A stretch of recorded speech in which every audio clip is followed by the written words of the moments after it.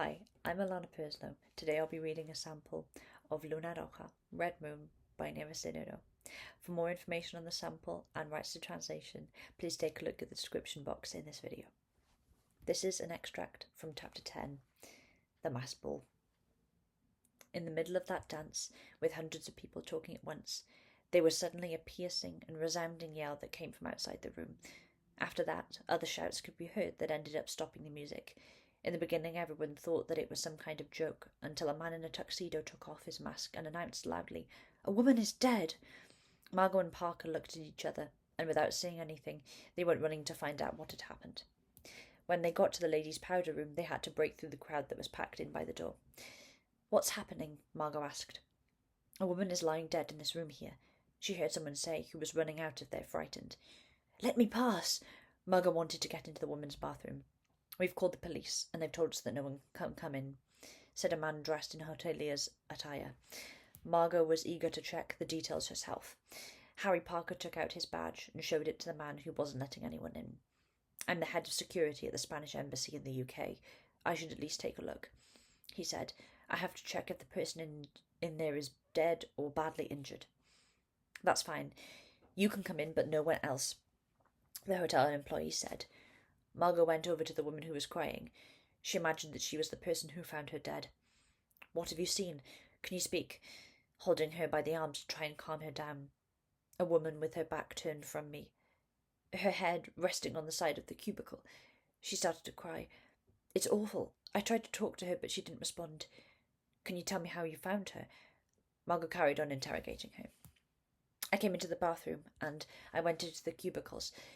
I saw that there was a door ajar, and I checked to see if there was someone in there. Indeed there was. A lady dressed as a queen, just like you. She was sat strangely, almost straddling the toilet. She had her back turned to me and she wasn't moving. I thought she was a bit drunk, and I spoke to her. I moved her a tiny bit, and one of her hands got dropped down like a stone. I got very scared, and I left the toilet running and screaming. Shortly after, more women came in, and they too screamed once they came across this lifeless woman.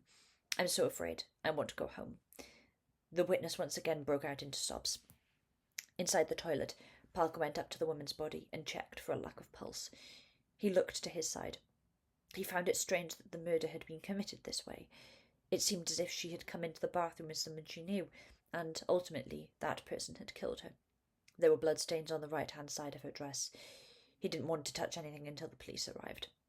He finally left the crime scene and assured everyone that the woman was undoubtedly lying there dead.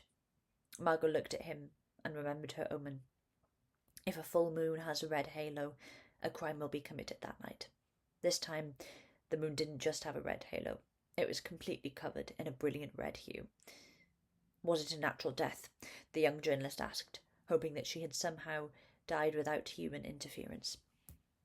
"No, Margot, I can assure you, without even waiting for the body to be removed, that this was not a death of natural causes. Someone has caused it. As you know, what we noticed today could have preempted this. The red-haloed moon has pushed a criminal to commit this murder today. I don't care if the forensic scientists can't find solid evidence to corroborate what I'm telling you right now. The fact is, the moon influences people's behaviour. She has been murdered." The huddle of women surrounding the women's powder room started crying again. "Keep your wits about you. Please. We can't do anything for her anymore," said Parker, taking off his wig. The costume made him feel uncomfortable and ridiculous. "I didn't expect the ball to end like this." "Me neither." Margot untied more of her hair and took out the 2 feathers. Everything had ended in the most awful way possible. It didn't make sense to wear costumes anymore. She thought of the red-haloed moon and felt a shiver go down her spine.